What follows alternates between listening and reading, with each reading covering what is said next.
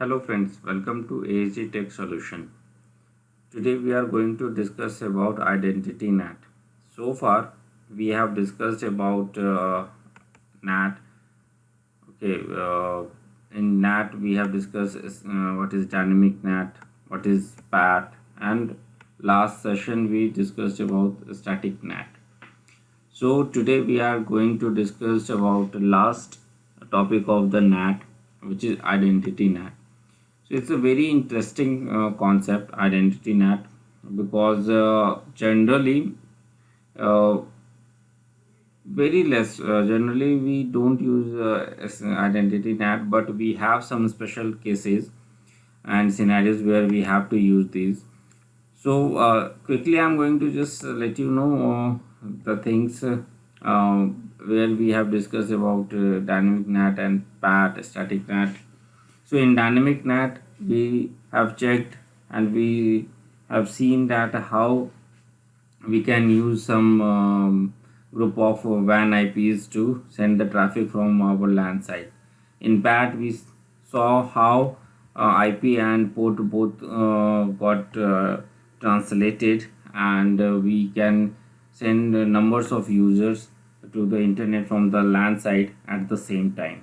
In a static NAT, we have seen how for one specific servers like web server or any particular application server, we can map that IP with WAN IP, so that our WAN users or public or internet users can reach securely to that server. In identity NAT, today we are going to discuss and see the configuration, how we can do the configuration of this one, identity NAT. So in identity NAT, what we have seen, what how when we use identity NAT, first thing is this: we have to understand when we use identity NAT. So we have some scenario, as I told you, special scenarios. Mostly we use identity NAT in ASA firewall when we have to use VPN configuration, or IS, or we can say site to site VPN configuration. In this, what we do, we map real IP to itself. What does it mean? It is a bit confusing, don't get confused. हम क्या करते हैं इसमें कि हम जो real IP है ना हमारा, उसे हम मैप करते हैं इटसेल्फ उसी आईपी में. लेट्स से कि मेरा कोई लैंड साइड का आईपी है 10.10.10.3, लेट्स से, ठीक है. तो इस आईपी को इसी आईपी में हम मैप कर देंगे, ठीक है. इस आईपी को हम इसी आईपी में मैप कर देते हैं, 10.3 को 10.3 में. अब ये क्यों करते हैं? करना इसलिए पड़ता है कि समटाइम्स जो वीपीएन कन्फिगरेशन में क्या होता है कि हमें NAT जो है सेम सबनेट को सेम में करना होता है, क्योंकि दोनों साइड के जो हमें जो बेसिकली क्या होता है, जो दोनों साइड, हम साइड टू साइड वीपीएन की बात कर रहे हैं, तो दोनों साइड में जो आईपी है उसे हमें NAT करने की ज़रूरत नहीं होती, क्योंकि जैसे ही हमारा टनल बनता है वो एक kind of LAN network connect हो जाता है. लेट्स से कि ये मुंबई का फायरवॉल है, ये दिल्ली का है, इसके पीछे हमारा एक लैन नेटवर्क है, इसके पीछे एक लैन नेटवर्क है. तो जब यहाँ पे ये टनल बन जाता है, वीपीएन टनल, तो जो ट्रैफिक है इस लैन से, ठीक है, इस लैन से जो ट्रैफिक है जो पास करना है वो इस टनल के थ्रू पास करेगा और ये यहाँ तक पहुँचेगा.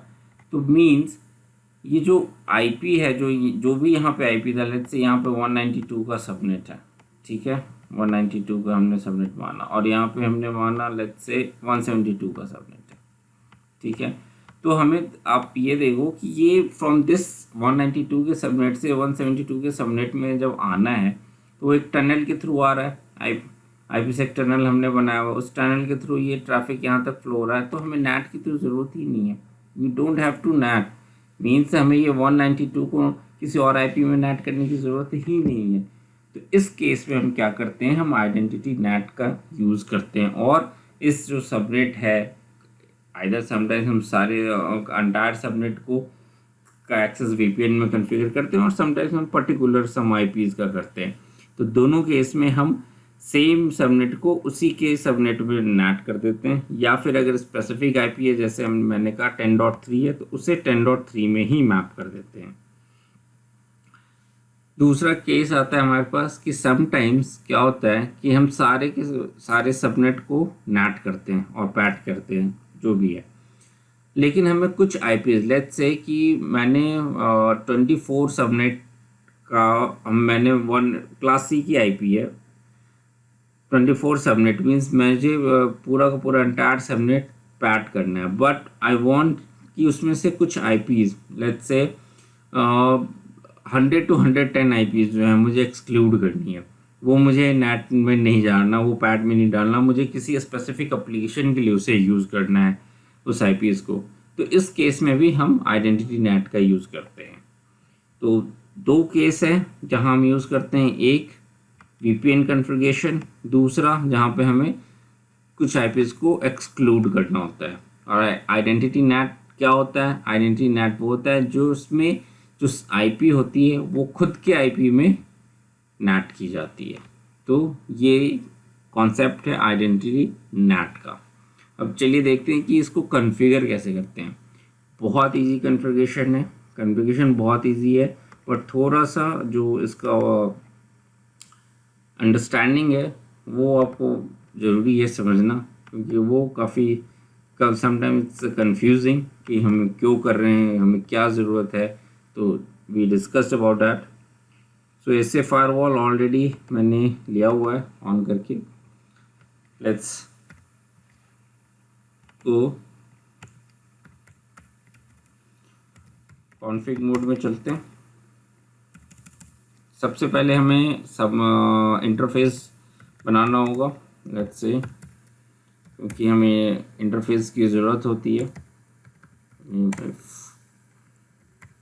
इनसाइड आईपी डालना होगा, आईपी एड्रेस 10.10.1.0 नो शक।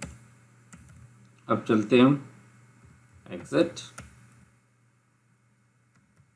इन GI1, इसे हम देते हैं नेम इफ आउटसाइड, ठीक है। IP let's say 123.123.1.1 255.255.255.0 no shut, ठीक है। तो हमने अभी तक क्या किया, देखिए हमने अभी तक बहुत ही सिंपल इंटरफेस कॉन्फ़िगर किया, जिसमें इंटरफेस का नाम दिया है और आईपी दिया है। यहाँ इनसाइड है और यहाँ आउटसाइड है। इसकी ज़रूरत क्यों होगी हमें? क्योंकि हमें नेट में इसकी ज़रूरत होगी। और आप ये जो वीडियोस है किस तरीके से हम ये इंटरफेस की कॉन्फ़िगरेशन करते हैं ऑलरेडी हमने शेयर किया हुआ है। आप इंटरफेस की जो कॉन्फ़िगरेशन है वो वीडियोस चेकआउट कर सकते हैं आप। अब हम चलते हैं एक ऑब्जेक्ट बनाते हैं। इवन कि हम किस तरीके से नेटवर्क ऑब्जेक्ट बनाते हैं वो भी हमने डिस्कशन किया हुआ है। तो आप more detail, if you want more detail, तो आप उस वीडियोस को चेकआउट कर सकते हैं हमारे यूट्यूब चैनल पे। तो मैं एक नेटवर्क ऑब्जेक्ट बना रहा हूँ, उसमें मैं होस्ट लेट्स से 10.10.10.3, ठीक है। मैंने एक नेटवर्क ऑब्जेक्ट बनाया है, सिंपल, कुछ नहीं करा, एग्जिट शो हिस्ट्री, ठीक है। ये नेटवर्क ऑब्जेक्ट बनाया मैंने और इस नेटवर्क ऑब्जेक्ट को मैंने ये यहाँ पे रखा हुआ है, ठीक है। अब क्या करना है कि मुझे लेट्स से कि मुझे इसको, जैसा हमने डिस्कशन कर रहा था कि मैं ये जो आईपी है 10.10.10.10.3 इसको इसी में मुझे नैट करना है कि सामने वाले को जो आईपी मिले वो 10.10.10.3 का ही मिले। तो कैसे करेंगे, चलते हैं इस ऑब्जेक्ट में। जो हमने अभी नेटवर्क ऑब्जेक्ट बनाया है, यहाँ पे लिखते हैं नैट इनसाइड, आउटसाइड, स्टैटिक, और यहाँ पे अब देखो ऑप्शंस हैं। या तो आप मैप्ड आईपी नेटवर्क सीधा डाल सकते हो, ठीक है, या फिर आप ऑब्जेक्ट का नाम डाल सकते हो, या फिर इंटरफेस भी आप डाल सकते हो अगर कहीं पे आपको ऑप्शन है। तो इसके बारे में हमने पहले के वीडियोस में डिस्कशन किया है, जब हम स्टैटिक नेट, डायनेमिक नेट और पैट कर रहे थे। तो आज हमें जो करना है वो है, हमें ये जो आईपी है 10.10.10.3, इसको इसी की आईपी में नैट करना है हमें। तो हमने यहाँ पे ये आईपी एंटर कर दी, एग्जैक्ट। तो देखिए बहुत ही सिंपल है। मैं एक बार स्टार्टिंग से बताता हूँ आपको। इंटरफेस की कन्फिगरेशन की है, जिसमें आईपी डाला है इनसाइड के लिए, फिर आउटसाइड के लिए डाला है। ये इंटरफेस क्यों बनाया, क्योंकि हमें नैट में ज़रूरत होती है, उसके बिना हम नैट कॉन्फ़िगर नहीं कर सकते।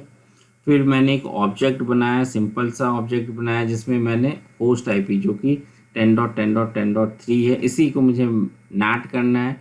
तो दोबारा से मैं इसी ऑब्जेक्ट के अंदर गया और इसी ऑब्जेक्ट के अंदर मैंने कमांड चलाया है आइडेंटिटी नैट कॉन्फ़िगर करने के लिए, नैट इनसाइड टू आउटसाइड, वो static, and IP is 10.10.10.10.3। Means ये आइडेंटिटी नैट हमारा कॉन्फ़िगर हो गया। So it's a very simple configuration. लेकिन जब आप वीपीएन की कॉन्फ़िगरेशन की बात करते हैं तो वहाँ पे जो कॉन्फ़िगरेशन है वो आपके रिक्वायरमेंट के हिसाब से थोड़ी सी चेंज हो जाएगी। सो अभी जो मैं आपको कॉन्सेप्ट क्लियर कराना चाह रहा था वो है आइडेंटिटी नैट का, कि इसमें जो आईपी होता है वो खुद के आईपी में नैट किया जाता है, ठीक है।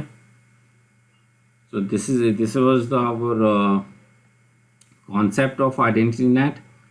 Hope you guys have understood. If you guys have any kind of confusion, you guys can leave your comments and we will come back to you as soon as we will read your comments. Also, you guys can contact us for internship, training and workshop, and please subscribe our channel if you like the video. Thank you.